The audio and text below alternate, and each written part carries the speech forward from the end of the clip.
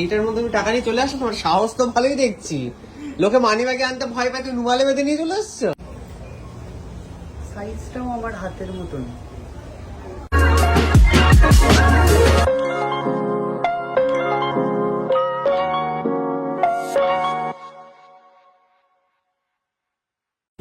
কত টাকা হচ্ছে? 31,000 টাকা। 31,000 টাকা কত গেলে ফুল ফিগারে করে দাও। মানে এটা কি আলু আলু? হ্যাঁ ফুল ফিগারে করে দাও, বেশ আবার তা না হলে এ করতে হবে। দেখো তুমি কিভাবে দিবা টাকাটা? ব্যাংক থেকে? ওমা রুমালে বেঁধে নিয়ে এসছো নাকি তুমি টাকা? হ্যাঁ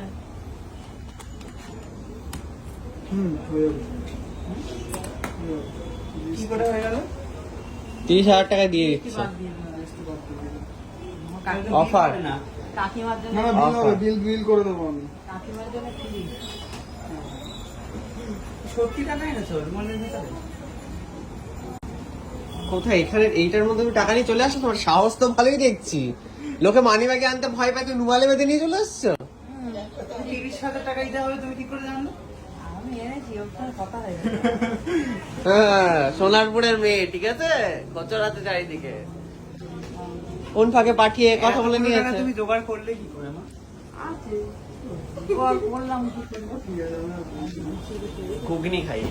পাই না করে বল। আর এই যে তুই বললি আগের দিন আমার বাড়ি থেকে লোকের বাড়িতে খেয়ে খেয়ে টাকা জমাস, এই হচ্ছে সেটার ফল, ফসল। আমি তো ভাবতেই পারছি না। এটাই হচ্ছে সেটার ফসল, সবার বাড়িতে খেয়ে বেড়ানোর। আকাশ থেকে কি করে পড়াবে? পড়ানো যায়? সাইজটাও আমার হাতের মতন।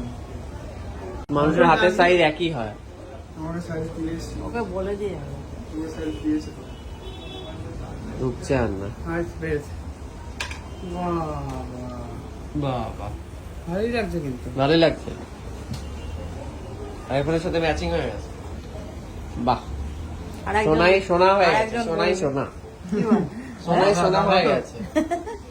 আরেকজনের আসছে, পরের বছর আসবে ইনস্টলমেন্ট, ওটা আবার জমাবে, জমিয়ে আবার পরের বছর দেবে। হ্যাঁ এটা এক বছরের জমানো টাকা নিশ্চয়ই নয়। না, অনেক অনেকদিন জমা, টুকটাক টুকটাক কেউ দেয় লোকে। হ্যাঁ গিফট দেয় লোকে, ওগুলো রেখে দেয়।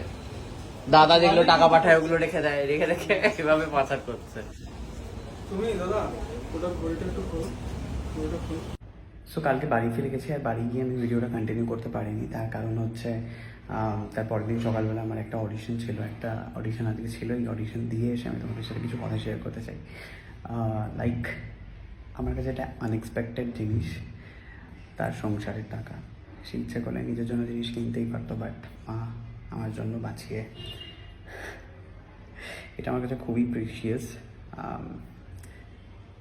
আর কী বলবো, মানে ভাষা খুঁজে পাচ্ছি না আমি কী বলবো। সো যাই হোক, তোমাদের নিশ্চয়ই এটা ভালো লেগেছে, আমার তো খুবই ভালো লেগেছে। মানে এটা সিরিয়াসলি আনএক্সপেক্টেড একটা জিনিস। তো যাই হোক, প্লিজ কমেন্ট করে জানিও কেমন লাগলো, আর ভালো লাগলে অবশ্যই শেয়ার করো। Thank you.